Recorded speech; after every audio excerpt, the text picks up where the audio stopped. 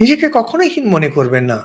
মাটিতে যখন পড়ে গেছেন তখনও নিজেকে হীন মনে করবেন না। একটা ঘটনা বলি আপনাকে। দ্বিতীয় বিশ্বযুদ্ধের সময় জাপান কোরিয়াতে আক্রমণ করেছিল।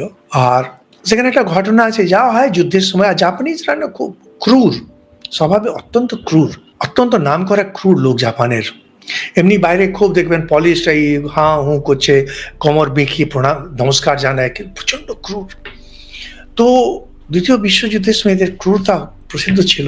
আর কোরিয়ান একজন এরকম ওই মহিলাদের দাঁড় করিয়ে, ওদের একজন কমান্ডার অত্যাচার করছে, একজন মহিলাকে ওরকম কি একটা করেছে, তো মহিলা সোজা হয়ে পুরো দাঁড়িয়ে গেলেন।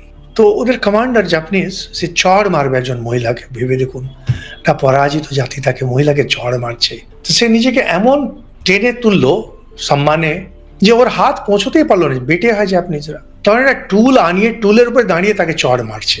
ও যে টুল আনিয়ে চড় মারতে যাচ্ছে, তাতেই এই যে জাপানিজদের পরাজয়। তোমাকে ছোট করে মার খাচ্ছি ঠিকই, থাকবো মাথা টেনে, মাথা উঁচু করে, কখনো মাথা নত হতে দেবেন না, কখনো না। মাটিতে পিষে ফেলে দিক, আপনি অভাবগ্রস্ত হয়ে যান, পরিস্থিতি আপনাকে পিষে দিক, মাথা নত করবেন না, কখনো না। নিজেকে দিনহীন কখনো মনে করবেন না।